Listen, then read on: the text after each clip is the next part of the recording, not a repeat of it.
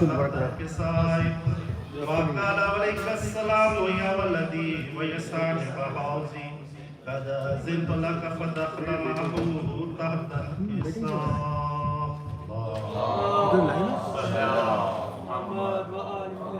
فما كانت إلا ساعة وإذا بولد الحسين عليه السلام قد أقبل وقال السلام عليك يا أمه فقلت عليك السلام يا ولدي ويقرة عيني وثمرة فؤادي فقال لي يا أمه إني أشم عندك رائحة طيبة كأنها رائحة جد رسول الله صلى الله عليه وآله وسلم فقلت نعم إن جدك وأخاك تحت الكساء فدنا الحسين نحو الكساء وقال السلام عليك يا جده والسلام عليك يا من اختاره الله أتأذن لي أن أكون معكما تحت الكساء فقال عليك السلام يا ولدي ويا شافعي أمتي قد أذنت لك فدخل معهما تحت الكساء. اللهم صل وأقبل عند ذلك بالحسن علي بن أبي طالب عليه السلام وقال السلام عليك يا بنت رسول الله فقلت عليك السلام يا أبا الحسن ويا أمير المؤمنين فقال يا فاطمة إني أشم عندك رائحة طيبة كأنها رائحة وابن عمي رسول الله فقلت نعم أهو ما ولديك تحت الكساء فأقبل علي نحو الكساء وقال السلام عليك يا رسول الله أتأذن لي أن أكون معكم تحت الكساء قال له عليك السلام يا أخي ويا وسي وخليفته وصاحب لواي قد أذنت لك فدخل علي تحت الكساء. اللهم صل على محمد. ثم أتيت نحو الكساء وقلت السلام عليك يا أبتاه يا رسول الله أتأذن لي أن أكون معكم تحت الكساء قال عليك السلام يا بنتي ويا بضعتي قد أذنت لك فدخلت تحت الكساء. اللهم صل على محمد. فلما اكتملنا جميعا تحت الكساء أخذ بي رسول الله بطرفي الكساء وأومها بيد اليمنى إلى السماء وقال اللهم إن هؤلاء أهل بيتي وخاصتي وحامتي لحمهم لحمي ودمهم دمي يؤلمني ما يؤلمهم ويحزنني ما يحزنهم أنا حرب لمن حاربهم وسلم لمن سالمهم وأدوم لمن آداهم ومحب لمن أحبهم إنهم مني وأنا منهم فأجل صلواتك وبركاتك ورحمتك وغفرانك ورضوانك علي وعليهم وأذهب عنهم الرجس وطهرهم تطهيرا. اللهم صل على محمد. وقال الله عز وجل يا ملائكتي ويا سكان سماواتي إني ما خلقت سماء مبنية ولا أرضا مدهية ولا قمرا منيرا ولا شمس مضية ولا فلكا يدور ولا بحر يجري ولا فلك يسري إلا في محبة هؤلاء الخمسة الذين هم تحت الكساء. فقال الأمين جبريل يا ربي ومن تحت الكساء فقال عز وجل هم أهل بيت النبوة ومعدن الرسالة هم فاطمة وأبوها وبعلها وبنوها. اللهم صل على محمد. فقال جبريل يا ربي أتأذن لي أن أهبط على الأرض لأكون معهم سادسا فقال الله نعم قد أذنت لك فهبط الأمين جبريل وقال السلام عليك يا رسول الله العلي الأعلى يقرأك السلام ويخصك بالتحية والإكرام ويقول لك وعزتي وجلالي إني ما خلقت سماء مبنية ولا أرضا مدهية ولا قمرا منيرا ولا شمس مضية ولا فلك يدور ولا بحر يجري ولا فلك يسري إلا لأجلكم ومحبتكم وقد آذن لي أن أدخل معكم فهل تأذن لي يا رسول الله؟ فقال رسول الله عليه السلام يا أمين وحي الله إنه نعم قد أذنت لك فدخل جبريل معنا تحت الكساء فقال لي بأن الله قد أوحى إليكم يقول إنما يريد الله ليذهب عنكم رجس أهل البيت ويطهركم تطهيرا. فقال لي يا رسول الله أخبرني ما لجلوسنا هذا تحت الكساء من الفضل عند الله. فقال النبي والذي بعثني بالحق نبيا واصطفاني بالرسالة نجيا ما ذكر خبرنا هذا في محفل من محافل أهل الأرض وفيه جمع من شيعتنا ومحبينا إلا ونزلت عليهم الرحمة وحفت بهم الملائكة واستغفرت لهم على أن يتفرقوا. فقال علي إذن والله فزنا وفاز شيعتنا ورب الكعبة. فقال النبي ثاني يا علي والذي بعثني بالحق نبيا واصطفاني بالرسالة نجيا ما ذكر خبرنا هذا في محفل من محافل أهل الأرض وفيه جمع من شيعتنا ومحبينا وفيهم محموم إلا وفرج الله همه ولا مغموم إلا وكشف الله غمه ولا طالب حاجة إلا وقضى الله حاجته. فقال علي إذن والله فزنا وسعدنا وكذلك شيعتنا فازوا وسعدوا في الدنيا والآخرة والرب الكعبة. اللهم صل على محمد وآل محمد. اللهم صل على محمد وآل محمد. اللهم صل على محمد وآل محمد.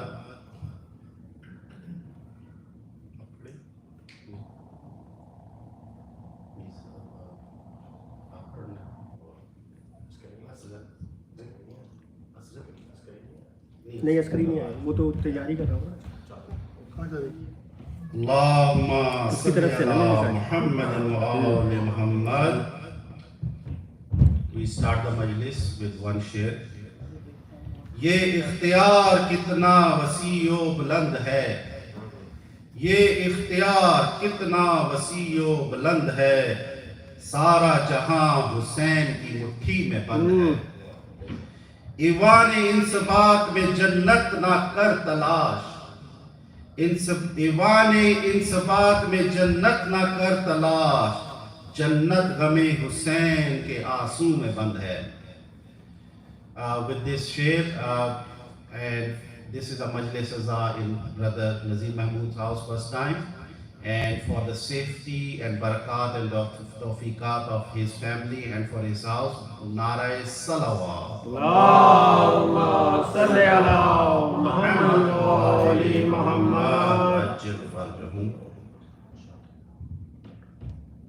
Par Muhammad ala Muhammad Salawat. Allahumma salli ala Muhammad.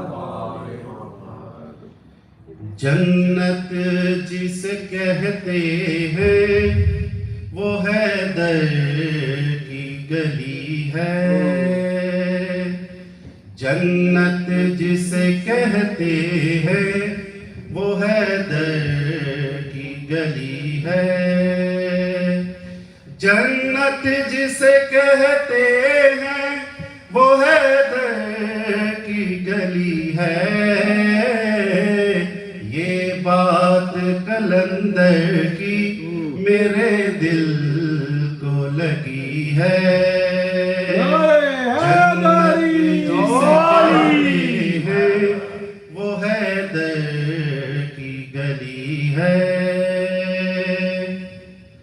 ہم کربلا میں دیکھائے جنت کو زمین پر. ہم کربلا میں دیکھائے جنت کو زمین پر. جنت ہمیں ماتم کے ہی حلقے میں ملی ہے، جنت ہمیں ماتم کے ہی حلقے میں ملی ہے۔ ہم قبر میں جانے سے کہاں ڈرتے ہیں لوگوں، ہم قبر میں جانے سے کہاں ڈرتے ہیں لوگوں، اس موت کے پردے میں ملاقات علی ہے، اس موت کے پردے میں ملاقات علی ہے۔ معراج کے پردے میں کبھی غور کیا کر، معراج کے پردے میں کبھی غور کیا کر، اس پار محمد ہے تو اس پار علی ہے، اس پار محمد ہے تو اس پار علی ہے۔ مشتاق ہے جنت بھی عزادار کی مولا،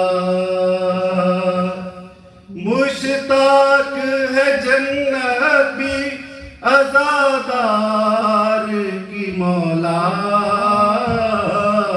جنت کی ضمانت یہ بہلول سے لی ہے،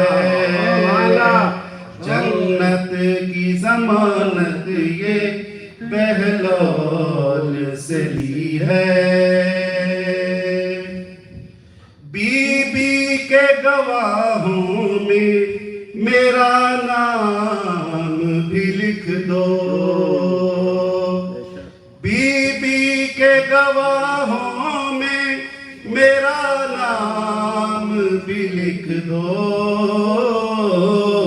جو اس کے مقابل ہے خطا کار وہی ہے، جو اس کے مقابل ہے خطا کار وہی ہے۔ ہر ماتمی کہتا ہے علی حق ہے، علی حق، ہر ماتمی کہتا ہے علی حق ہے، علی حق، دھڑکن جو بطول عشق علی سے ہی بنی ہے، دھڑکن جو بطول عشق علی سے ہی بنی ہے۔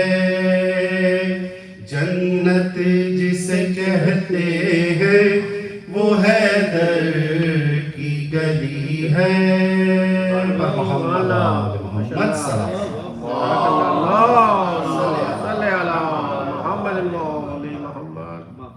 After this, I invite our Zakir Shabi Raza to recite Surah Al-Kalam. Nara Salawat. Allahumma injured banda. Assalamu alaikum.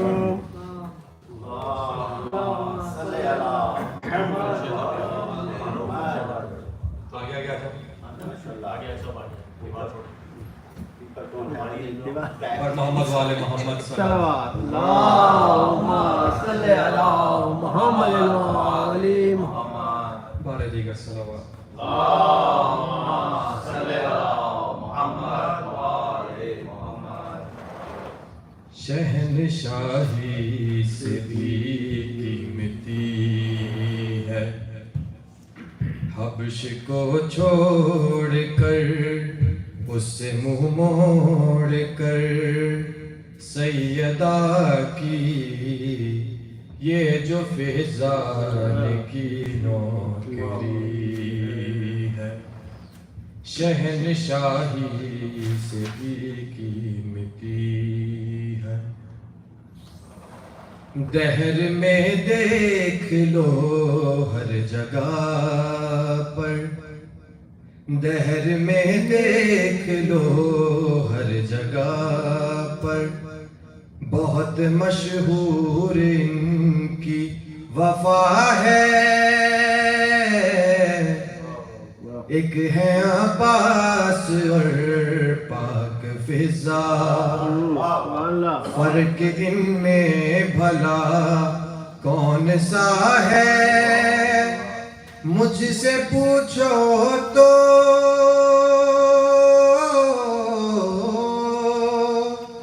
مجھ سے پوچھو تو فرق وفا کا، ایک ہے چاند اور ایک چاندنی ہے.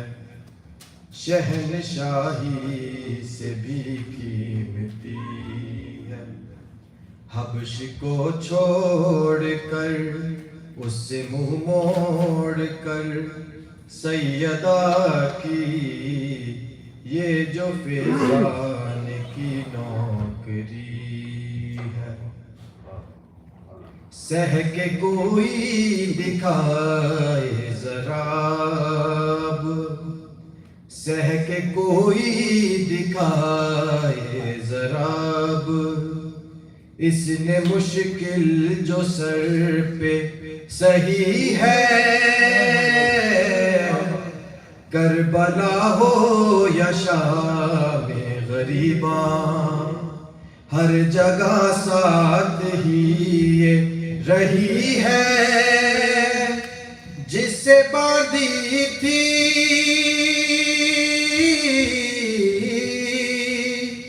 جس سے باندھی تھی ظالم نے زینا، اس رسم سے ہی پیسہ بندھی ہے.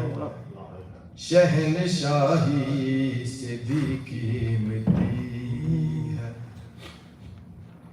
جا رہے ہو مگر یاد رکھنا، جا رہے ہو مگر یاد رکھنا، بے اجازت لحد میں نہ جانا. روب اس پر نہ ہرگز جمانا، بات کرتے ہوئے سر جھکانا. در حقیقت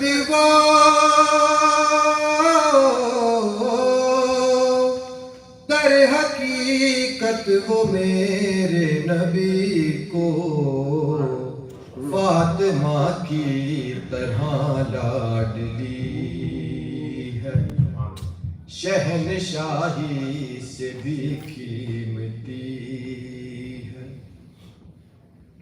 ہم نے دیکھا وہاں ہم سے پہلے، ہم نے دیکھا وہاں ہم سے پہلے، انبیاء سر جھکائے ہوئے ہیں. سخت پردہ ہے لوٹے ہیں فوراً، اس کے مہمان آئے ہوئے ہیں. لے کے بیٹوں کو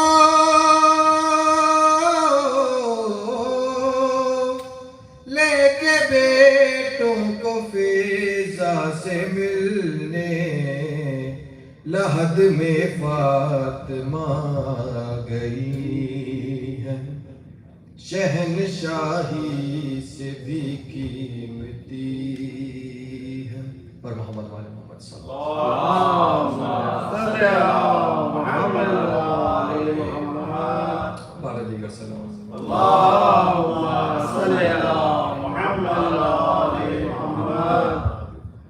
وہ خون رو کے یہ کہتا رہا زمانے سے،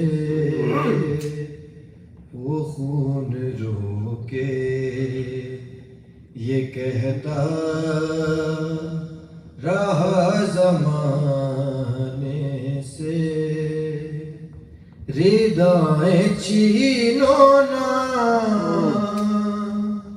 ردائیں چھینو نا لوگوں میرے گھرانے سے وہ خون رو کے یہ کہتا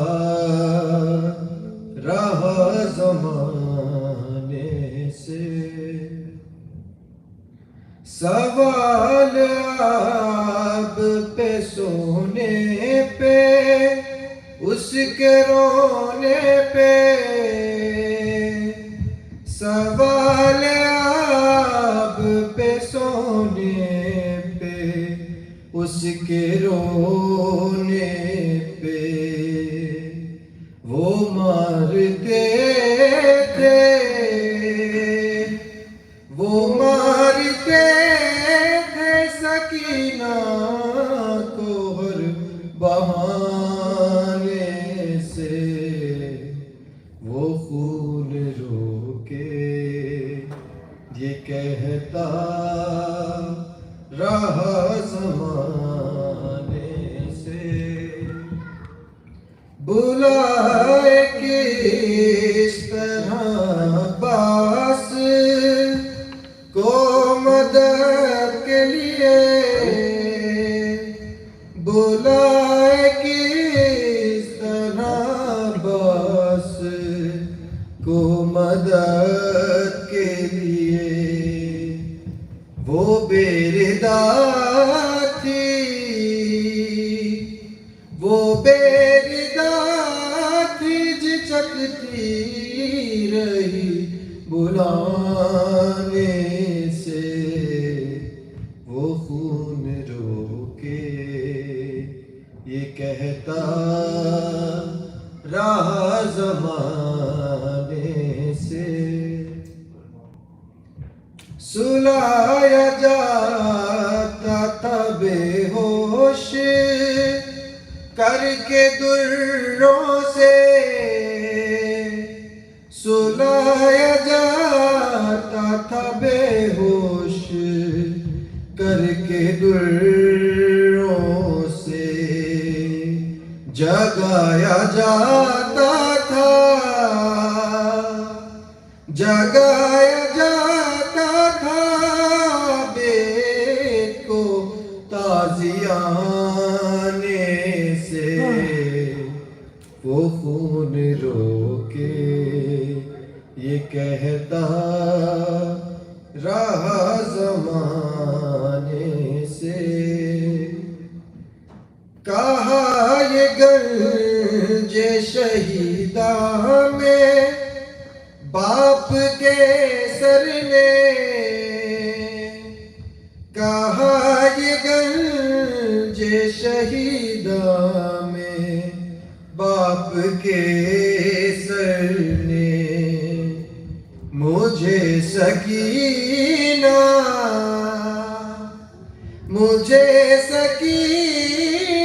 بلاتی ہے قید خانے سے وہ خون رو کے یہ کہتا رہا زمانے سے پر محمد والے سبحان اللہ صلی اللہ صلی علی محمد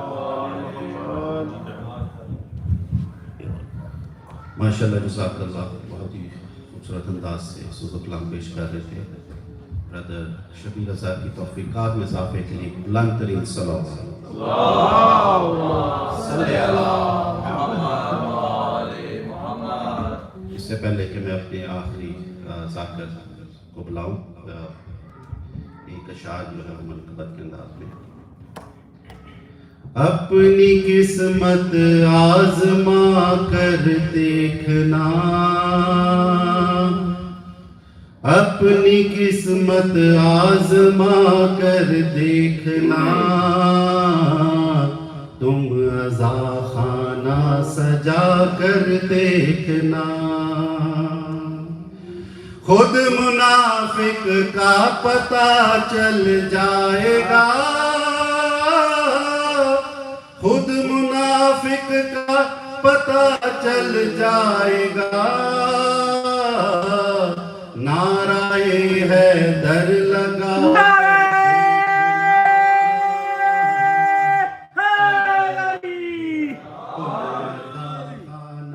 سجا کر دیکھنا، اپنی قسمت آزما کر دیکھنا، تم رضا خانہ سجا کر دیکھنا۔ بر محمد آل محمد صلوات۔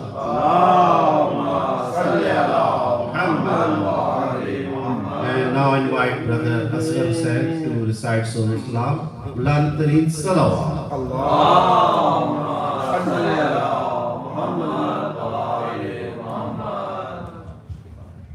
بلند ترین صلوات۔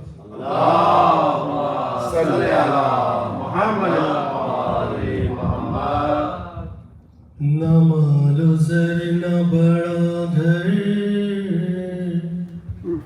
حسین دیکھتے ہیں، نہ مال و زر نہ بڑا گھر، حسین دیکھتے ہیں، خلوص قلب کے اندر حسین دیکھتے ہیں، خلوص قلب کے اندر حسین دیکھتے ہیں، نہ مال و زر نہ بڑا گھر، حسین دیکھتے ہیں، یقین ہے کوئی نہ جائے گا چھوڑ کر، پھر بھی یقین ہے کوئی نہ جائے گا چھوڑ کر، پھر بھی چراغ خیمہ بجھا کر حسین دیکھتے ہیں، چراغ خیمہ بجھا کر حسین دیکھتے ہیں، نہ مال و زر نہ بڑا گھر، حسین دیکھتے ہیں، میں جب کہتا ہوں مولا حسین اے مدد، میں جب کہتا ہوں مولا حسین اے مدد، تو میری سمت بات حسین دیکھتے ہیں، تو میری سمت بات حسین دیکھتے ہیں، نہ مال و زر نہ بڑا گھر، حسین دیکھتے ہیں، وفا کا پانی پہ بنتا ہے کیسے تاج میں، وفا کا پانی پہ بنتا ہے کیسے تاج میں، علم جری کو تھما کر حسین دیکھتے ہیں،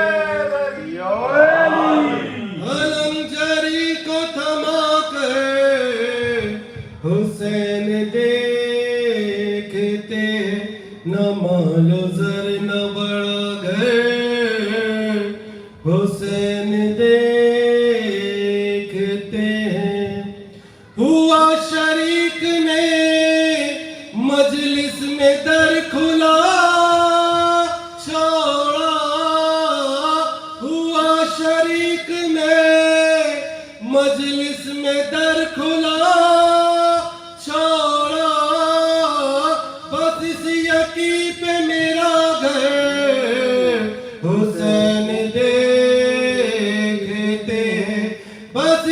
یکی پہ میرا گھر حسین دیکھتے ہیں نہ مال و زر نہ بڑا گھر حسین دیکھتے ہیں ایک مرسل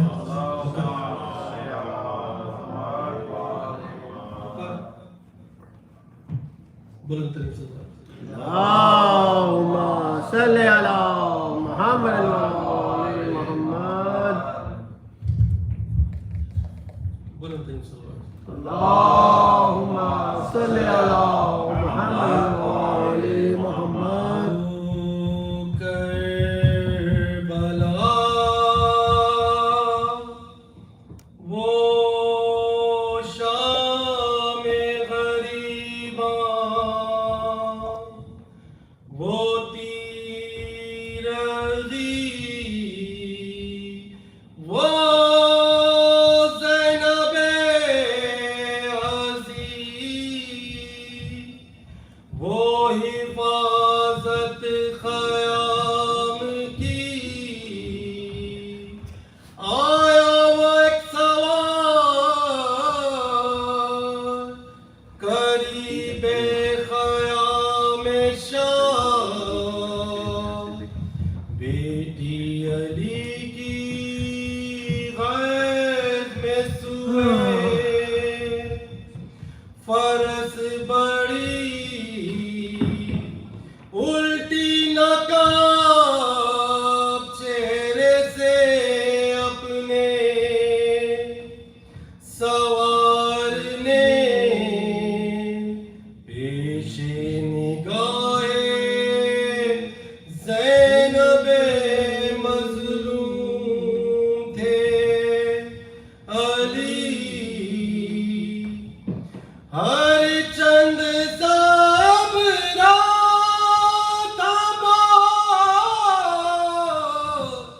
بنت فاطمہ بے ساختہ زبان پہ یہ فریاد آ گئی زینب نے کہا باپ کے قدموں سے لپٹ کر اب آئے ہو بابا زینب نے کہا باپ کے قدموں سے لپٹ کر اب آئے ہو بابا جب لٹ گیا پردیس میں اماں کا بھرا گھر ہائے جب لٹ گیا پردیس میں اماں کا بھرا گھر اب آئے ہو بابا زینب نے کہا باپ کے قدموں سے لپٹ کر اب آئے ہو بابا بابا گیا نہیں تھا خالق کی رضا سے اس وقت نہ آئے جب خاک پہ دم توڑا تھا میرا اکبر ہائے جب خاک پہ دم توڑا تھا میرا اکبر اب آئے ہو بابا زینب نے کہا باپ کے قدموں سے لپٹ کر اب آئے ہو بابا کٹ کٹ کے گرے پہ جا بازو عباس اور کوئی نہ تھا پاس اس وقت صدا آپ کو دیتا تھا دلاور آئے اس وقت صدا آپ کو دیتا تھا دلاور، اب آئے ہو بابا زینب نے کہا باپ کے قدموں سے لپٹ کر، اب آئے ہو بابا. جب فرش زمین بام فلک لرزا بجا تھے، اس وقت کہاں تھے؟ جب باپ کے چلو میں تھا خون علی اصغر، آئے جب باپ کے چلو میں تھا خون علی اصغر، اب آئے ہو بابا زینب نے کہا باپ کے قدموں سے لپٹ کر، اب آئے ہو بابا. جب بھائی کا سر کٹتا تھا میں دیکھ رہی تھی، حضرت کو صدا دی، سر کھولے ہوئے روتی تھی میں خیمے کے در پر، ہائے سر کھولے ہوئے روتی تھی میں خیمے کے در پر، اب آئے ہو بابا زینب نے کہا باپ کے قدموں سے لپٹ کر، اب آئے ہو بابا. جب لوگ بچا لے گئے لاش شہداء کے، حق اپنا جاتا کہ بس ایک تن شبیر تھا پامالی کی زد پر، آئے بس ایک تن شبیر تھا پامالی کی زد پر، اب آئے ہو بابا زینب نے کہا باپ کے قدموں سے لپٹ کر، اب آئے ہو بابا. جب بالی سکینہ کے گائے چھین گئے تھے، لگتے تھے تماچے، حسرت سے مجھے دیکھتی تھی بانوئے مزتر، ہائے حسرت سے مجھے دیکھتی تھی بانوئے مزتر، اب آئے ہو بابا زینب نے کہا باپ کے قدموں سے لپٹ کر، اب آئے ہو بابا.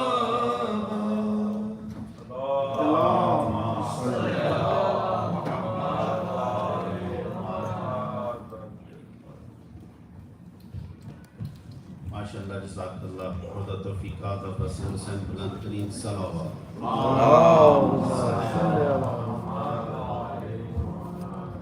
یا علی کہہ کر گزر جائیں گے، یا علی کہہ کر گزر جائیں گے، جھک گئی ہے دیار شہ پر جبین، جھک گئی ہے دیار شہ پر جبین، ہوگا آقا جہاں غلام وہیں. ہم کو خوف پل سرات نہیں، ہم کو خوف پل سرات نہیں، یا علی کہہ کر گزر جائیں گے. اس کے ساتھ now I requested with very kindly to Maulana Sheikh Jalil Nawai to start the majlis. Na'ra salawat. Allahumma salli ala Muhammad wa ali Muhammad. Na'ra takbir. Allahu Akbar. Na'ra takbir. Allahu Akbar. Na'ra risalat. Ya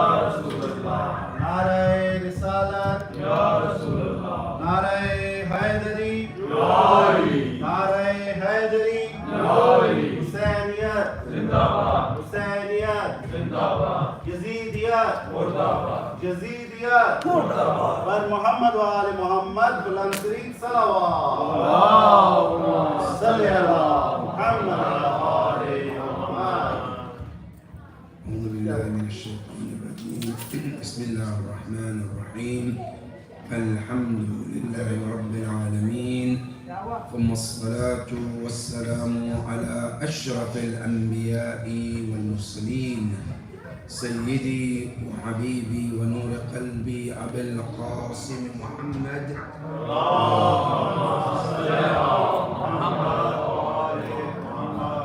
وعلى آل بيته الطيبين الطاهرين المعصومين الهاديين الذين ذهب الله عنهم الرجس وطهرهم تطهيرا اللهم صل على محمد وآل محمد.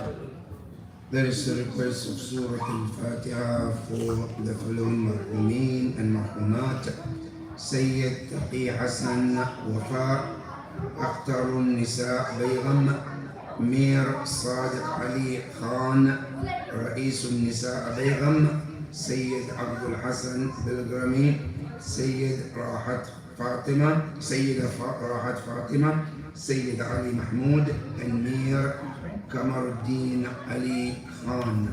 May Allah be pleased with all of them. Surah Al-Mubarakat Al-Fatiha. Bismillah.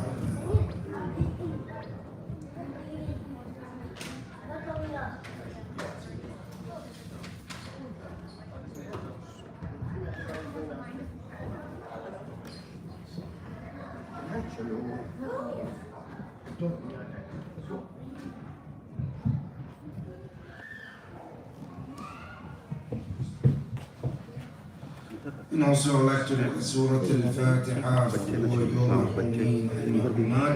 May Allah be pleased with all of them. Surah Al-Mubarakat Al-Fatiha. Bismillah.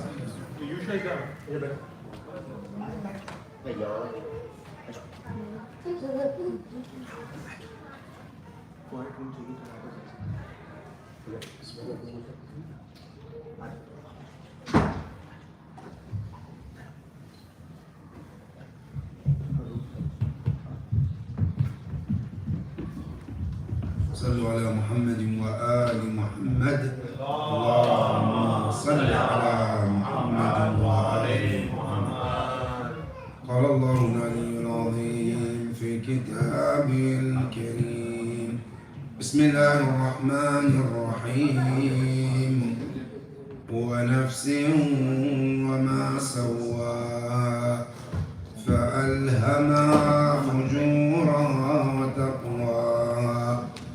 قد أفلح من زكاها وقد خاب من دساها. صدق الله العلي العظيم.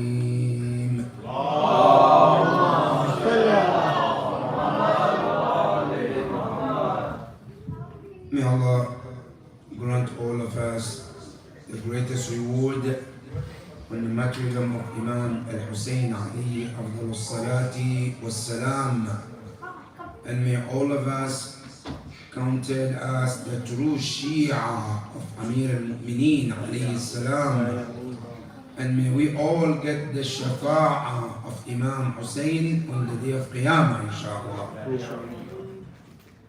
Today, our topic this afternoon is about what is our responsibility during the ghaibah of our Imam. Do we have responsibility during the ghaibah or not? There are three different schools of thoughts whether we have responsibilities or we don't. The first school of thought of some of the Shia, they believe that we don't have any responsibilities other than to wait the day our 12th Imam appears, and the responsibilities start from that point. But prior to his arrival, no one is responsible of anything. As a matter of fact, some of them believe all you need to do is azadar. No salat, no fasting, no hajj, no zakat, no taqleed, nothing. All you need to do is to stay on the love of Ahlul Bayt. And that's all is required. Now when Imam comes, then the responsibility starts. That is group number one. Group number two, they say, no, we have responsibility during the labor of Imam. But what is the responsibility? The responsibility is to do your wajibat. Do your namaz, your hajj, your zakat, your amr bil ma'ruf, and the rest, and that's it. Other than that, no other responsibility is required. And you said, you and I don't have any responsibility. Allah didn't make you Imam for a reason. Allah wanted Imam al-Zaman to be the responsible one. That is why He chose him to be an Imam. So the responsibility is on his shoulder. Not you, not me. And not only that, during the time of Ghaibah, all you need to do is to follow your hand.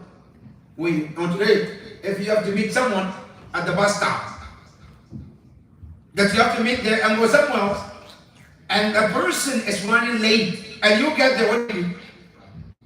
Do nothing.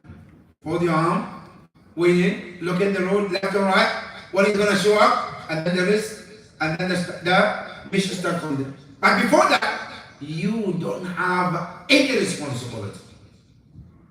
That is group number two. Group number three, they say, of course there is responsibility. There is even bigger responsibility during the time of Imam. As a matter of fact, your responsibility is less when Imam is here. But the responsibility becomes bigger when he is absent. Why? Because Imam, during his absence, he has so much expectation. The way we have expectation from Imam, from the Prophet, they also have expectation from us. But the question is, what are the expectations? What are my responsibilities? That is what we're going to discuss this afternoon. Now, as a matter of fact, the truth of these three groups, the first one, the second one, are on the wrong track. The right track is absolutely there is a responsibility during the life of Imam. And that responsibility is much even greater than when the Imam is there. And that is the fact. Now, what is our responsibility? What is that great responsibility? If I want to put it in two words, and it's called Tazkiyatun Nafs. Meaning what? Purification of your soul and my soul.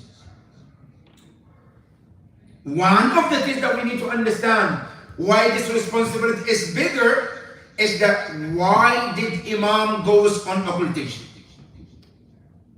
Because the souls of mu'mineen was not ready. If the people were ready at the time when Imam was there, there will not be something called ghaib. Because people were not ready, so Imam will have to go to occultation so that we prepare ourselves for the arrival of Imam to be the true servant of Imam when he appears. And that is where the responsibility comes in. Number two, also we have to learn from the history. History is not there for no reason. Today, if we ask, why did Imam Hussein alayhi salam get murdered in Karbala? What was the reason? Did Christians kill Imam Hussein? Absolutely not. Were the Jews who killed Imam Hussein? Absolutely not. Did the atheists are the one who killed Imam Hussein? Absolutely not. Now who killed Imam Hussein? So-called Muslims. Not only so-called Muslims, when they killed Imam Hussein alayhi salam, they were saying, Allahu Akbar, Ashhadu an la ilaha illallah, wa ashhadu anna Muhammadan Rasulullah. It's a point which said, وَيُهَلِّلُونَ وَيُكَبِّرُونَ بِأَنْ قُتِلْتَ وَإِنَّمَا قَتَلُوا بِكَ التَّكْبِيرَ وَالتَّغْلِيلَ. He said they killed you while they were saying Allahu Akbar. They killed you while they were saying Ashhadu an la ilaha illallah. They killed you when they were saying Ashhadu anna Muhammadan Rasulullah. They know that. Now if you go back to the history, when the prisoners were taken to custody in Sham, when the time of Imam Zayn al-Abidin was speaking, didn't Adhan came and they called Adhan in the castle of Yazid? Of course, yes. Didn't Imam Zayn al-Abidin ask Yazid when the Mu'addin said Ashhadu anna Muhammadan Rasulullah? Didn't he ask him, Ya Yazid, ad Muhammadun jaddi am jaddu? It's Muhammad that is being called in Adhan right now. Is you your grandfather or my grandfather? And he says, In kulta jaddak faqad kadabta wa kafart. If you claim Muhammad is your grandfather, then you are a liar and disbelief. Wa in kulta jaddi. But if he says my grandfather, lima qatalta abi al-Husayn. Why did he kill my father? Now what that means, Yazid, nobody called Adhan. Yazid knows who's called Al-Hussein. And Yazid knows who's called Muhammad. But what was the reason that led for him to kill such a great grandson of the Prophet? What happened? What went wrong after Rasulullah to lead the Muslims to kill Imam Hussein? Did it know him? Of course they know. On the day of Ashura, before Shimr sat on the chest of Imam Hussein to kill Imam Hussein asked him, Ya Shimr, ata'arifuni? Shimr, do you know me? Shimr said, Bala, a'arifuka haqqan ma'arif. I know you very well. Imam Hussein asked him, Woman, tell me. He said, Anta al-Hussein. You are Hussein. Wa abuka Ali. Wa ummuka Zahra. Wa jadduka Rasul. He says, I know your name is Hussein. I know your father is Amir al-Mu'mineen. I know your mother is Zahra. And I know your grandfather is Rasulullah. Can you find someone to define and Imam Hussein better than this? You are Hussein, Sayyid Shabab al-Jannah. No, that's one. Number two, your father is Sayyidul Wasayyin. I know that. Your mother, Sayyidatul Nisa'il Alameen. I know that. Your grandfather, Sayyidul Awwaleen wal Akhirin. I know that. But then, what went wrong with all of these led you to kill the grandson of the Prophet? There are reasons. And we need to be on today. We need to say that the reasons which led them to do what? To go out their way to kill the grandson. Because remember, today you and I, we say we're waiting for Imam Zaman. Don't we? Yes. But remember that we said when Imam Zaman comes, there will be some Shia who will say, go back, we don't want you. Today they're waiting for him.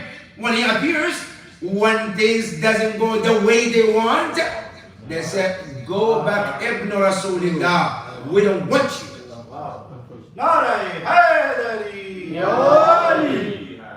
What happened? What caused this to happen? And not only that, don't forget, Imam Hussein alayhi salam didn't wake up in the one day and said, I'm going to Kufa, I'm going to Karbala. No, no, no. They are the same people who invited him. With their letters, which is written by their hands. In a very short time, Imam Hussein gathered letters, 12,000 letters from the people of Kufa. Not emails. So you can get thousands of emails one day. Letters from Iraq to where? To Medina. It's a distance. And it's caravan which take days or weeks to get there. But in a matter of short time, Imam Hussein gathered more than 12,000 letters. The people of Kufa invited him. Ya Ibn Rasulillah, come. We heard Yazid and we heard Muawiyah has perished. And no qualified leader we know better than you, Ibn Rasulillah. Come and save us. And Imam Hussein went. And the same people, they turned around and killed Imam Hussein. That's why Muslim bin Aqil, the day he was murdered, before his martyrdom, he says, Allahumma ahkum. Ya Allah, be the judge between us and the people who invited us, and then turn around and kill us. Ahkum baynana wa bayna qawmin da'awna liyansuruna. They call us, we're going to support you, we're going to help you for victory. And then when we come, they turn around and kill us. What happened on the day Muslim bin Aqil came to Kufa and he was holding the letter of Imam Hussein alayhi salam. And when he stood and read the letter, people were crying, just listening to the voice of Imam Hussein and Islam. The same people. They turn around after a few days. They turn around and started leaving Muslim. To the point, one night after Muslim bin Aqil took the bay'ah from more than 10,000 people in Kufa, one night he did Salaam Alaikum. He turned. There's no one single person. They all left him. Now question, what happened to those people who gave birth today and tomorrow they turn away from Muslim? What are the people who wrote letter to Muslim to Imam Hussein alayhi salam telling him, Ya Ibn Rasulillah, come, you have our voice, you have our support. And he came and he turned around. He said, what are they? What happened? Because remember, my dear brothers, if we don't learn about what happened to the people before us, what mistake they did, so we can correct and be the good servant, trust me, we will fall in the same problem. And that's what this is all about.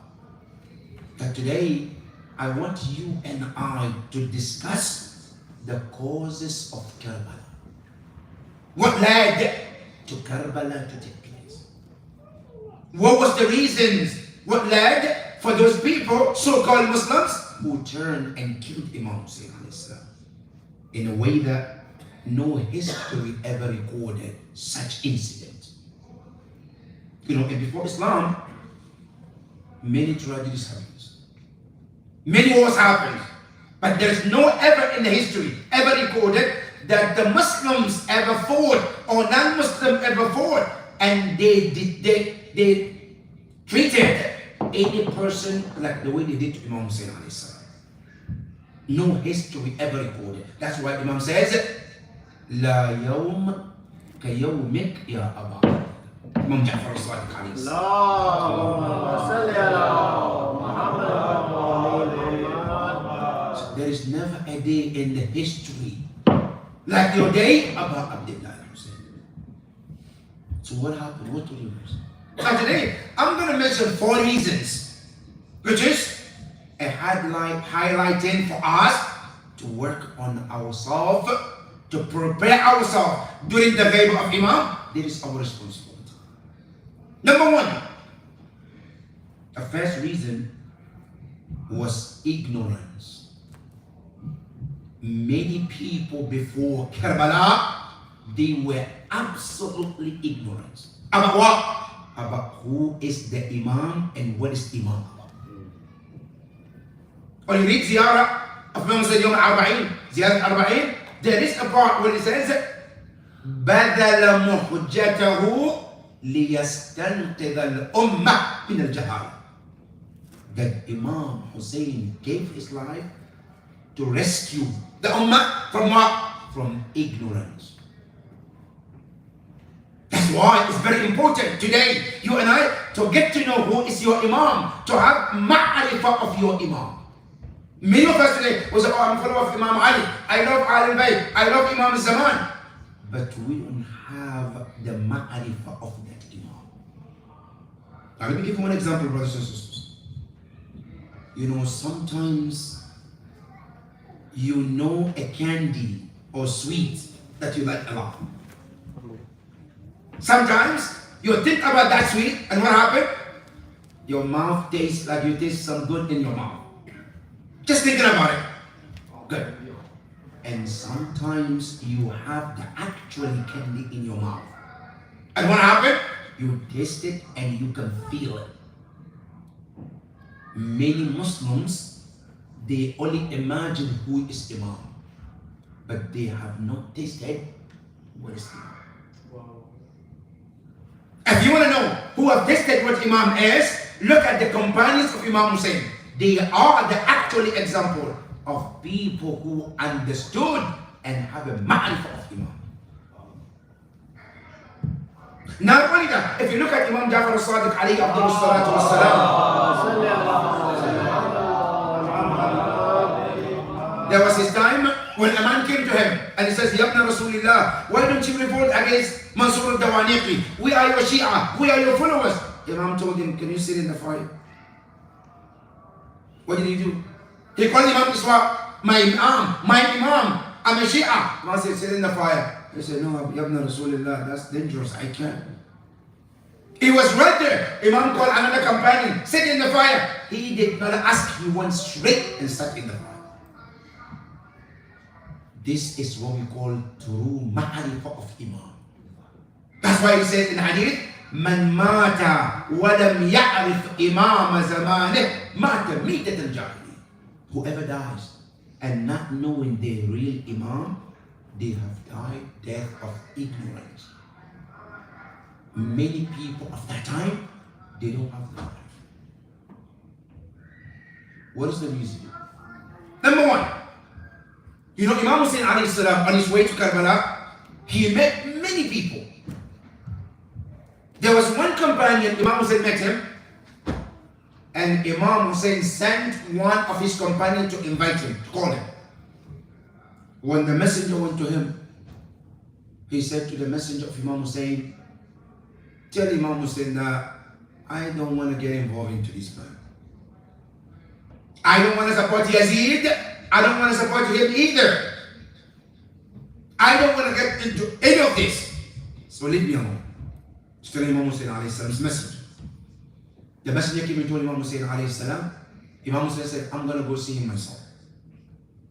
Imam Hussein went to him. He said, Ya Sahla, I want to invite you to come with me on the day of Ashura, fight with me. You know what he says? He says, I have children I left behind, and I don't want anything to happen to them. Can you see the living here? I don't want anything to happen to my children, but I'm okay. I'm okay if anything will happen to the grandson of the Prophet. Now, what does it mean? Me, as a person, I prefer my children over whom? Over the Imams. I want to save my children, but I'm not willing to save the grandson of Rasulullah. Then he turned and told Imam Hussein. He said, but I can do you a favor. See, what is the favor? I said, Yabna Rasulullah, I have two things I want to offer you. Number one, I have my sharp sword. I said, that sword, I never been to battle. And whenever I try to hit someone, it cut the person the way I want. It's a super sharp sword. I'm going to give you that sword. I have my horse. That horse is the fastest horse I ever seen. Nobody ever chased me unless he wouldn't be able to catch me. And I never chase anyone unless I catch them because of my horse. So, Ya Ibn Rasulillah, I'm going to give you that sword. I'm going to give you my horse so you can use them. But I'm not coming. Imam Hussein looked at him and he said, thank you for the offer. But I don't need your sword. I don't need your horse. I ask you to join me. You refuse and you give me your sword and your horse. I said, you can keep it. But one thing I want to tell you is to make sure that you don't stay anywhere close. Make sure you don't stay anywhere close. Why? Because no one would ever hear our call for help and didn't respond unless Allah put them in Nar Jahannam Yawm al-Qiyamah. But to save you and save your life, I said, go far away so that when I call, Hal min Nasri Yansurna, as long as you don't hear, you're safe. Go. And guess what? He left. Why? Because of ignorance. That's why it's very important to live in the grave of Imam. We need to work and get the ma'rifah of Imam. Because in Islam, knowing Imam is one thing, but having the ma'rifah of Imam is the most important thing. That's why today when we go to ziyarah, going to ziyarah is important. But what did the hadith say? Man zarana arifan bihaqqina wajabat lahu jannah. Whoever comes to visit us, but then they have ma'rifah of us, it's a Jannah is wajib. Because ma'rifah of Imam is the very important. If I go, I say I follow Imam, but I don't have the ma'rifah. I follow Imam, I love Imam, but no ma'rifah. That ma'rifah, that knowing Imam, following Imam is equal to nothing. Remember Imam Ali and Amir al-Mu'mineen salawatullah wa salam alayhi.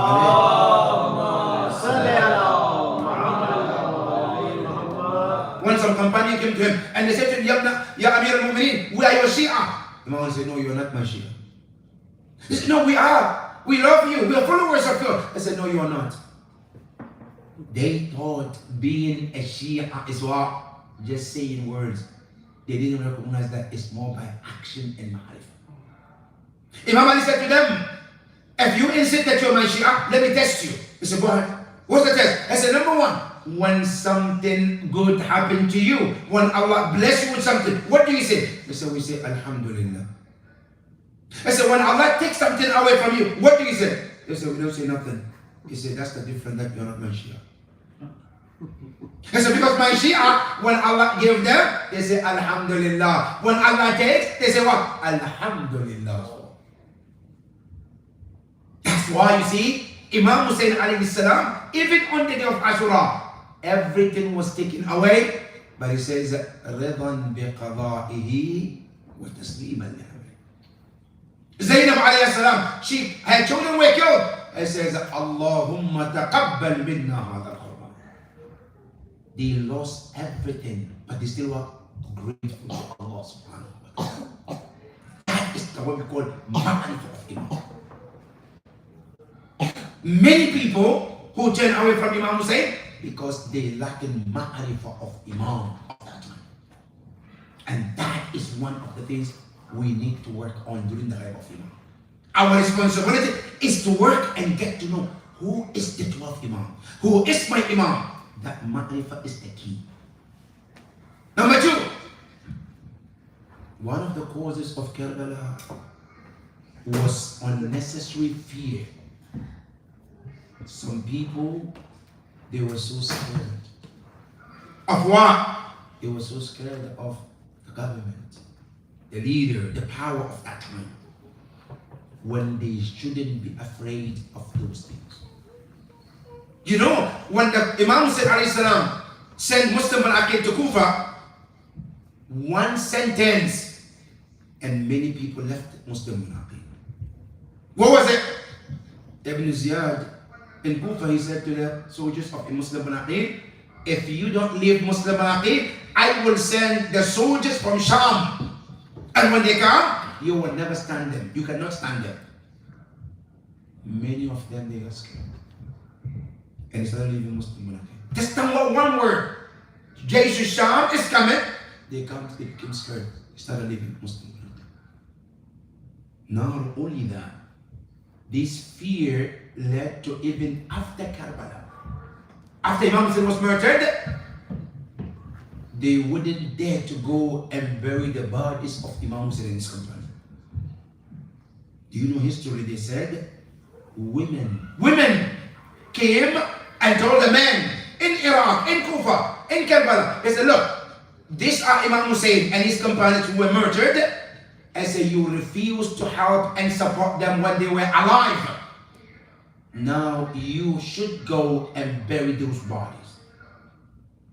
They were still scared too. They didn't want to go. Women told them, look, if you don't go and bury them, we women will go and watch the body and bury them while you sit and watch. And Yawm al-Qiyamah, you have to tell Allah, why you didn't go bury the body from Moses? Because they were scared.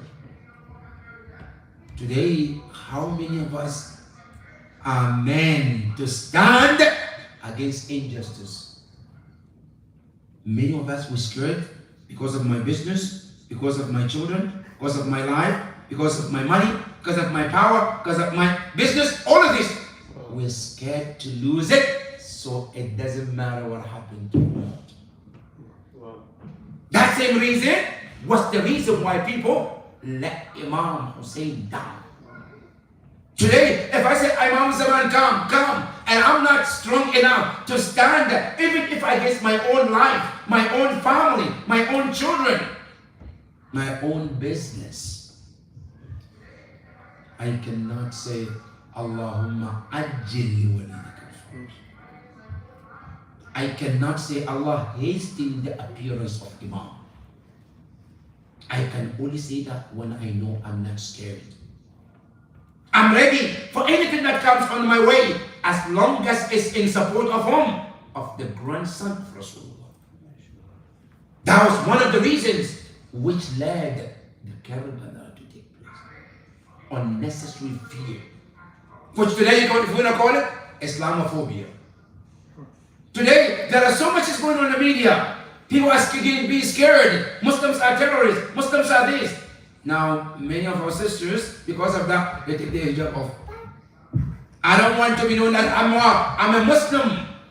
Some of our youth, my name is Muhammad. I don't want anybody to know that I'm Muhammad. My name is Mo. Alright? Because I'm scared. I don't want to lose my job. I don't want to lose my wealth. My circle of people. So what happened? I have to cover myself, right? So that I don't get hurt. Now trust me, if these little things you cannot stand, trust me, you cannot stand when Imam Zaman comes. Because when he comes, there will be more challenges than this. So if I cannot stand on these little matters, I cannot stand on the greater matters as well. One of the things we need to do during the ghaibah is to be able to build our confidence. And I'm telling all youth, wallahi, being Muslim, being a Shia, you should raise your head everywhere you go. Why? Because number one, think about it. If anybody want to claim they have God, nobody have God like your God called Allah. You have the best God ever. That's number one. Number two, if anybody say, I have a leader, there is no one can bring a leader like Muhammad sallallahu alayhi wa sallam. And if anybody wants to tell you, I have successors of my prophet or my leader, no one can bring a successors like Ahlul Bayt alayhi salam. You got the best successor, nobody can claim. If anybody wants to say, I have the best book, you have the best book called Quran. Why shouldn't you raise your head and walk with dignity and confidence? This is the time to build that confidence within ourselves. Like the companions of Imam Hussein alayhi salam, who were confident in what they do, and they have the ma'rifah of Imam Hussein alayhi salam more than anybody else. Now, for example, you go back to Imam Hussein alayhi salam on the night of Ashura, look at the confidence in his companions. Zainab alayhi salam, she looked at Imam Hussein. She said, Imam Hussein, I'm scared. Imam Hussein said, why are you scared? I'm scared about your companions.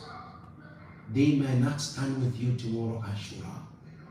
Look at what happened to them. How many thousand were there supposed to be with you? Now look at how many is there. I'm afraid they might leave. Zainab said to Imam Hussein.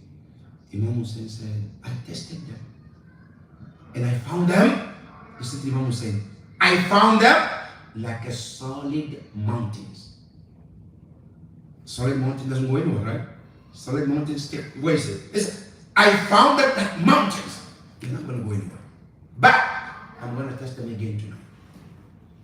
The night of Ashura, Imam Hussein gathered all of them.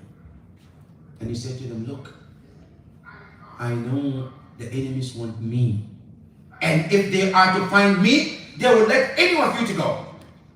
So anybody who wants to leave, please do. Leave. The first one is called Zuhair ibn al-Qayyim. He stood up and looked at Imam Hussein. He said, Ya Ibn Rasulullah, are you telling us to leave you? And what will be our answer Yawm al-Qiyamah when your mother Zahra asks us?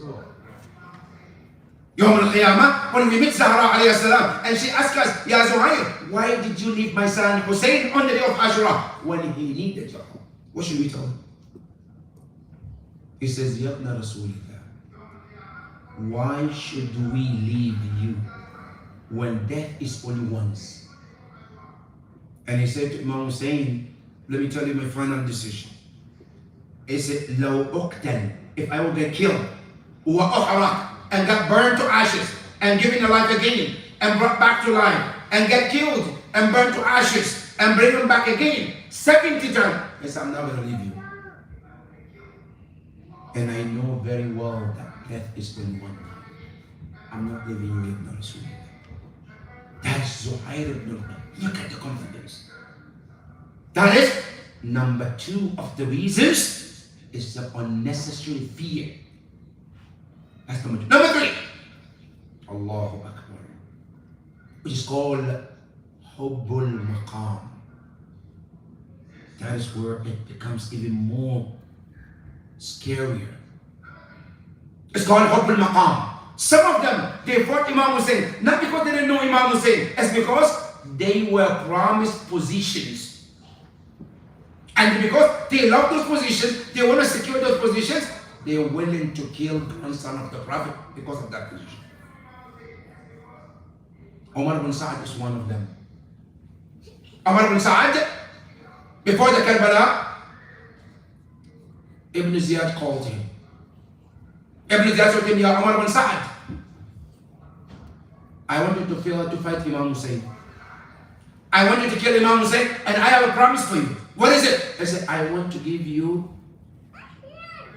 a position where you become the governor of Ray and Jarjan. Ray and Jarjan is a city in Iran where his father, this Umar ibn Sa'ad, his father is Sa'ad ibn Waqqas. Sa'ad ibn Waqqas was one of the troublemakers to Imam Ali. Umar ibn Sa'ad, his father, was a troublemaker. The narration that many of us have heard when Imam Ali was a member and he says, Saluni qabla an tafkhiduni. Ask me before you lose me. His father was the one who stood up and says, Ya Ali, you are claiming that you have knowledge. I'm going to ask you, tell me, how many hair do I have in my beard and my hair? That was Umar ibn Sa'ad's father. Right? Imam Ali said to him, Ya Sa'ad ibn Waqqas, Akhbarani Habibi Rasulullah. My beloved Prophet told me that after underneath of every hair on your head and your beard, there was shaitan sitting there cursing you till the day of Qiyamah. And he then told him, not only that, the Prophet told me that one of your children will be the cause of the murder of my son. That's before even Karbala took place. This Umar ibn Sa'ad when Ibn Ziyad called him, he told him, Ya Umar bin Sa'd, I want you to fight Hussein and I'll give you the power of war to become governor of Ray and Jordan. Then Umar bin Sa'd said, yes, I heard about it. I heard how good that city is. I heard they have a beautiful weather, beautiful water, beautiful trees. And I would love to have that, to be the governor of that city. He said, but I'll give you with one condition. What is it? If you fight Hussein and kill Hussein. That was the reason why Umar bin Sa'd killed Imam Hussein. And do you know that on the day of Ashura, when they went there, he asked Imam Hussein, would you start the battle or you want us to start? Imam Hussein said, I'm not starting the battle first. You have to start if you want to. You know, the first one to throw his arrows at Imam Hussein was Umar bin Sa'd. And he said, Ishhadu li inda al-amir anni awwal man rama al Hussein wa iyal. I want all of you to be a witness for me in front of Ibn Ziyad that I'm the first one to throw my arrow at Imam Hussein and his companions. Why all of this? Because he wants to become the governor. Hubbul Baqa. That power, that position, he is so attached to it that he's willing to do everything.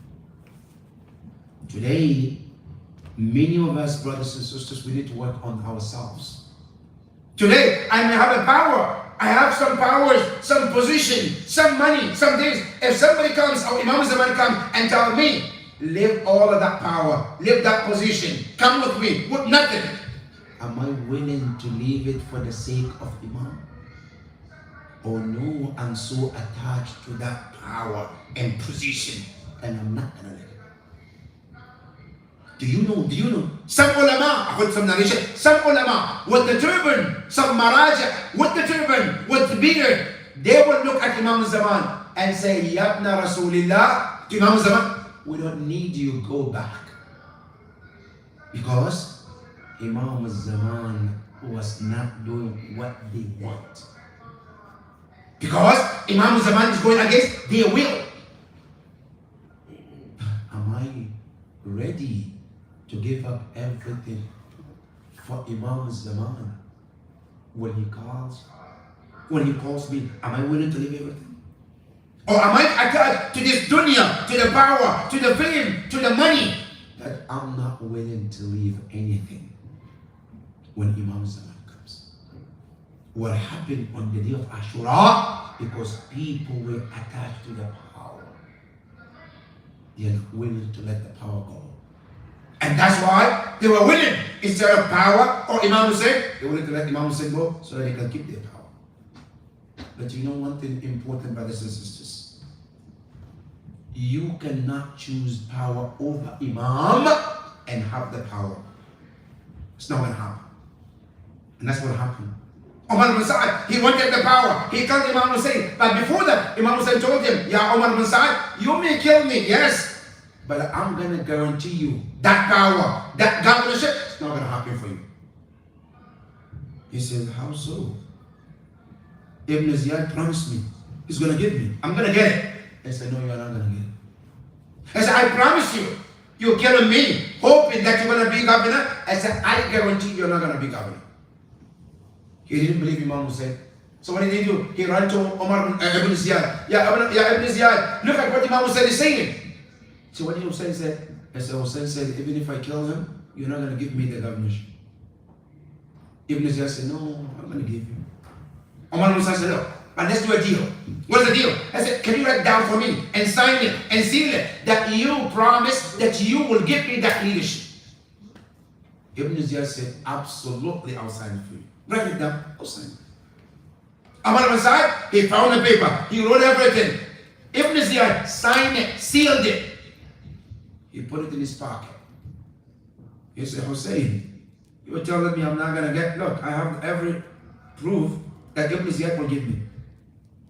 Imam Hussein said to him, Ya Umar ibn Sa'ad, I guarantee you're not going to get it. And not only that, I'm going to tell you, not only you're not going to get that governorship, you also will be killed on your bed while you're sleeping. After you kill me, that's what's going to happen to you. You never believe Imam Hussein. You know, after Karbala, everything took place. Killed Imam Hussein. He came to Ibn Ziyad. Ya Ibn Ziyad, we done the job. So, can I be the governor? Ibn Ziyad looked at him and said, yes, of course, of course. But remember, we have an agreement? Yes. What is it? The paper that I wrote you, I sealed it, I gave it to you. Say yes. I said, bring it. Show me the paper, and then I'll give you. You go to the right, you become the governor.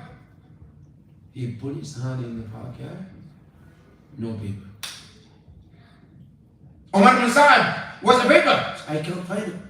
He went around searching and searching and searching, and he couldn't find it. Finally came back to Ibn Ziyad. Ibn Ziyad, but you know we have a verbal agreement. He said, yes, I know, but you asked me for paper, and I sealed it, I signed it. I said, I'm not gonna give you the main governor of Rai and Jarjan unless you bring me the paper.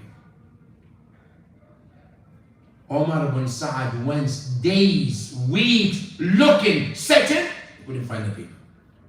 Finally came to Ibn Ziyad. Ibn Ziyad, I didn't find the paper. So what's the final decision? I said, final decision is one thing. No paper, no Rai, no Jarjan. Find the paper, you get the Rai and Jarjan. Omar bin Saad couldn't find the paper. Finally he came to Ibn Ziyad. Ibn Ziyad, no, let me tell you one thing.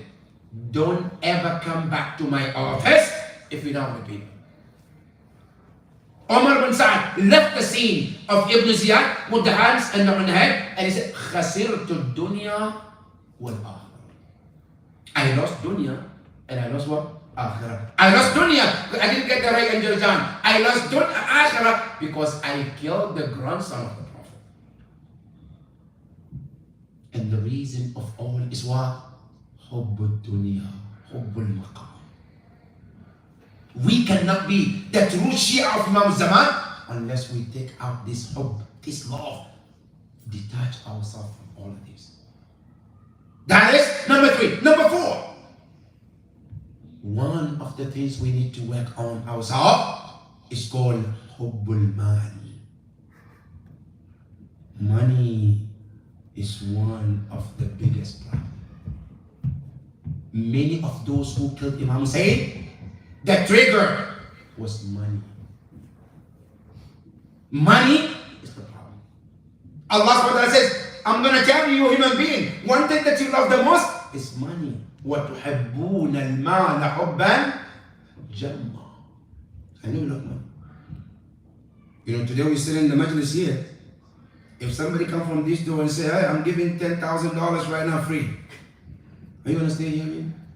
Absolutely. I'll be flying to the door first, you'll be flying to the window, and mashallah, don't make this anymore. It happened to Rasulullah. Rasulullah, at his time, he was given salat. Business came, people left Rasulullah in namaz and ran away to make a business because of money. It's mentioned in Surah Al-Jumu'ah. وَإِذَا رَأَوْا تِجَارَةً أَوْ لَهْوًا انفضوا إِلَيْهَا وَتَرَكُوكَ قَائِمًا. Rasulullah was leading namaz. Rasulullah leading namaz, he was praying behind him. A business trader came. Everybody left Rasulullah and ran to go make money and left Rasulullah praying alone. If this happened to Rasulullah, what do you think is going to happen to you and me? Hubbul mal is good, but as long as what? One is not attached or becomes slave to money. Islam emphasized, make money. Yes, Imam said in Najib Balagha, I said when it comes to your dunya, work as hard as you're going to live forever. When you come to your akhirah, work as if you're going to die tomorrow. Working hard is good in Islam. But the most important is, don't get attached to it. Work hard, yes, but don't become slave to money. Don't become slave to your work, to the point where I don't have time for namaz, I don't have time for anything. All I'm thinking is what? Work, work, money, money. As salat comes, no time. Hajj comes, no time. Because I'm slave to my money, A mu'min has to keep a check and balance. I know money is important, yes, but my relationship with Allah is more important. I know I want money, but my hajj is more important because it's my wajib. don't become attached to money more than you need to be attached to Allah subhanahu wa ta'ala. Who was the example in time of Imam Hussein? Shimr. Shimr, when they ask him, he said, look, I did what I did because of money. He killed Imam Hussein because of money. You know, Shimr, after he went back to Sham to go collect his money, which he was promised by Yazid, as he was entering the castle of Yazid, he says, he was carrying a big bowl, and he says, Imla arikadi faddatan aw dhahaba. Fill my bowl with money, with gold and diamonds. And he says, فَإِنِّي قَتَلْتُ خَيْرَ النَّاسِ أُمًّا وَأَبًا. Because I killed the best person who has the best parents. He was telling whom? Yazid, while he's entering the castle of Yazid. Yazid heard him and said to him, Ya Shimr, what did he say? He repeated it. Then Yazid said to him, you are idiot. Ya Shimr, if you know that Hussein has the best parent, why did you kill him? It's a good question. You are saying he is the best person on this planet with the best parent. Why did he kill him? And he said with his word, I killed him because I want him. Then Yazid said to him, get out of my castle. You are not getting any money from me. If you're going to walk in my castle and tell me Hussein is the best person who has the best parent, I said, get out of here. I'm not giving you anything. And surely now, he did not get the money. Shimr was attached to two things according to the history. One, gold and diamond. He was obsessed with the gold. That's why after Karbala, he was the one who went to the women in the tent, started pulling their earrings, their chains, taking all the jewelries. Imam Zayn al-Abidin came to him and said, look, stop. What do you want? He said, I want the gold. I want diamonds. Imam Zayn al-Abidin said, I'll gather all of them for you. You don't need to hurt the girls and the women because of that. Imam Zayn al-Abidin took the gold from him. He went to all the ladies and said, put all your jewelries, your rings, all of it, put it here. He gathered all of them and he came to Shimr. Say, Ya Shimr, this is what you asked for. Take it. Shimr took it as he was about to leave. Imam Zayn al-Abidin told him, Ya Shimr, you took all this gold, right? Say, yes. I said, I'm going to tell you one thing. They will never benefit you. That gold and that one that you took, in case thinking that you're going to benefit from, I said, it will never benefit you. Allahu Akbar. What did the history say? Absolutely what Imam Zayn al-Abidin said, that's what happened. Shimr went home with that gold. He took half of it, he gave to his daughter and said, go do whatever you want to do. You want to sell it, you want to use it, whatever, it's yours, take it. This girl, she took the gold that her father gave her, which was taken from Ahlul Bayt alayhi salam, and she ran to the goldsmith, the person who melts those gold to make another one the way you want. As he put those gold in the fire, they all melt. The dua of Imam Zayn al-Abidin is working. He never get the chance to benefit from it. She came back, ran into him. Dad, you gave me the gold. It didn't work. It's all turned to water. He said, how can that be? I checked them. I tested it. It's all good gold. What happened? He didn't know that this is the dua of Imam Zayn al-Abidin. Shimr took the neck of the gold, ran. As he went there, they put it in the fire. They all melted. None of the gold, he was able to use it or his daughter. But Shimr, he said, I did what I did because of what? Because of my hope for money and what? Gold and diamond. If we really want to be the true servant of Imam Hussein alayhi salam and Imam Zaman, we need to detach ourselves from what? From money and all of that. These are the things that led all of these people to do what they did to Imam Hussein alayhi salam. And if we don't do tazkiyatin nafs today, our Imam also will come and we will fall in the same trap like those people. Why not? When we look at the history, how did they treat Imam Hussein and his companions? Especially on the day of Ashura. When they left Imam Hussein and his companions, no water for days. Until finally the children started crying, Al-Atash, Al-Atash. Then finally, Sakina comes to Abu al-Fadl al-Abbas. And she said to him, my uncle, Al-Atash, Al-Atash. I have not tasted water for days.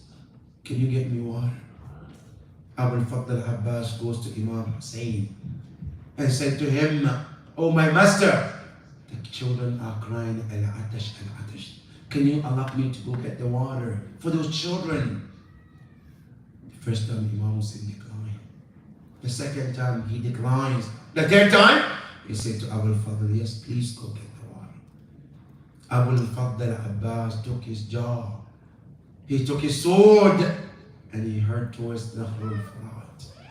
He fought those enemies. According to the narrations, there were 4,000 soldiers just guarding the water for it. Abu al-Fadl al-Abbas was able to reach to that water. As he got to the water, he was thirsty. He took the water to drink. He remembered the taste of his master Abdullah Hussein. He dropped the water, didn't drink the water. And he says, Ya nafsu min ba'dil Husayn huni. And so my nafs, be humble. How dare you want to drink water when your master Imam Hussein is thirsty? He filled the jar. He took his way back to the tent. All the aim of Abu al-Fadl al-Abbas is to get the water to the tent of Imam Hussein. As he was fighting left and right, trying to get the water to the tent of Imam Hussein, Umar bin Sa'ad saw and he told his soldiers, do not allow Abu al-Fadl to get the water to the tent. Do whatever it takes to prevent him from taking the water to Imam Hussein. Surely enough, the soldiers divided into two. Some are fighting Abu al-Fadl from front, some are fighting from the back. Abu al-Fadl al-Abbas continued to fight to bring the water to the tent until one of the soldiers of Umar bin Sa'ad was hiding behind a palm tree, waiting for Abu al-Fadl al-Abbas to pass so he can come from the behind to attack Abu al-Fadl al-Abbas. And surely enough, when Abu al-Fadl al-Abbas was passing by, he came from behind and he aimed the right arm of Abu al-Fadl al-Abbas. He struck the right hand of Abu al-Fadl al-Abbas. The right hand of Abu al-Fadl al-Abbas was cut completely. The arm fell off. Abu al-Fadl al-Abbas said, Wallahi in qatatumu yamini inni uhami abadan an dini wa an imami sadiq al-yaqini. I said, if you cut my right arm, I want you to know that I'm fighting for my right imam and the truthful religion as well. But Abu al-Fadl al-Abbas didn't give up. He continued to struggle, to fight with that left arm. Another coward came from behind. Again cut the left hand of Abu al-Fadl al-Abbas. Abu al-Fadl al-Abbas said, Wallahi in qata'atumu yasari fa inni uhami abadan an dini. He said, if you cut my right hand, my left hand, let it be known that I'm fighting for my rightful imam. He continued to struggle. All he wants is to get the water to the tent of Abu Abdullah al-Hussein. And suddenly one of them came with his arrow. He aimed at the jaw of Abu al-Fadl al-Abbas. He shot the arrow. The water spilled. Now Abu al-Fadl al-Abbas, no hand to fight, no water to take to the tent. What happened? Abu al-Fadl al-Abbas remained seated on his horse, waiting for the mercy of Allah. All of a sudden, another arrow came straight to the forehead of Abu al-Fadl. He lost the balance. He fell When he was falling, he called his master, Assalamu alayka ya Aba Abdullah. He said, peace be upon you, my master Abu Abdullah al-Hussein. Imam Hussein heard the call. He rushed towards Abu al-Fadl. By the time he got to Abu al-Fadl, he was already on the floor. He was covered with blood and the sand together. As he was trying to lift Abu al-Fadl, Abu al-Fadl al-Abbas thought there was an enemy who wanted to kill him. He said with a very sad voice, whoever you are, don't kill me until my brother Abu Abdullah, until he comes and say goodbye to me. Before you can come and kill me as you wish. Imam Hussein alayhi salam couldn't handle it. He busted into tears and he said to him, Ana akhuka al-Hussein ya Abu al-Fadl. He says, not an enemy, it's me, your brother, ya Abu al-Fadl al-Abbas.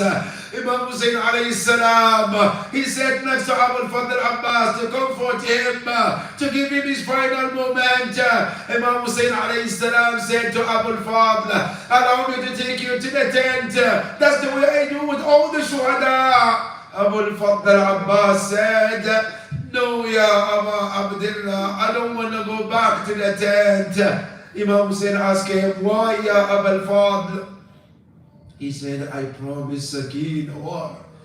I told him I'm going to bring you water, and I feel shy to go back to the tent and Sakina to see me, and I don't have water for her. I would rather die here, ya Abu Abdullah, than to go to the tent and see Sakina without water. Imam Hussein alayhi salam, he was looking at Abu al-Fadl al-Abbas in his final moment. Abu al-Fadl al-Abbas had his final breath.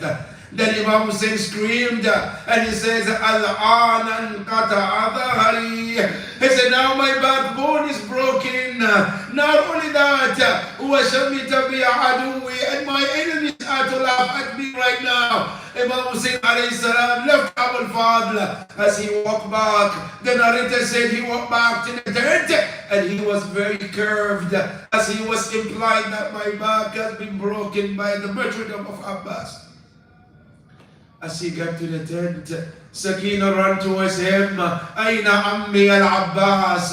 Where is my uncle Abbas? He promised me water. Imam Hussein alayhi salam looked at her and he said to her, Ya Sakina, kutila ammaki Abbas bishakil furati. He said, your uncle Abbas has been murdered next to the river of Furat. Inna ilayhi rajiun. وسيعلم الذين ظلموا أي منقلب ينقلبون والعاقبة للمتقين. يا حسين يا حسين يا حسين يا حسين يا حسين يا حسين يا حسين يا حسين يا حسين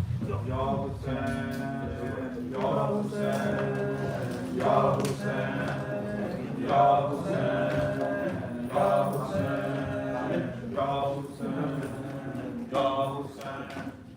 يا حسين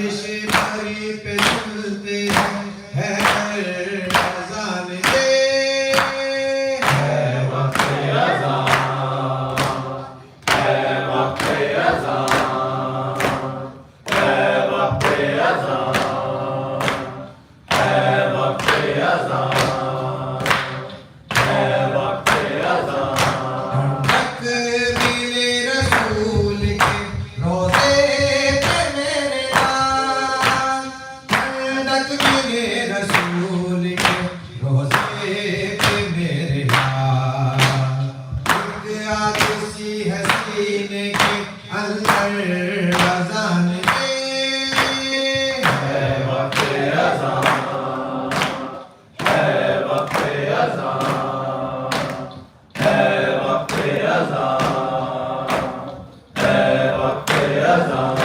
نام خدا رسول کا باقی رہے گا جی، نام خدا رسول کا باقی رہے گا جی، اس دن کی بقا کے مقدر اذان دے ہے وقت اذان، ہے وقت اذان، ہے وقت اذان، ہے وقت اذان، ہے وقت اذان، ہے وقت اذان، ہے وقت اذان۔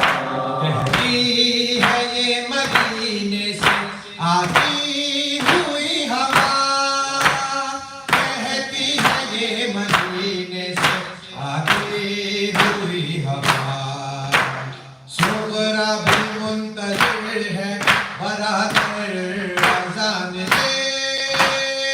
ہے وقت اذان، ہے وقت اذان، ہے وقت اذان، ہے وقت اذان، ہے وقت اذان، ہے وقت اذان۔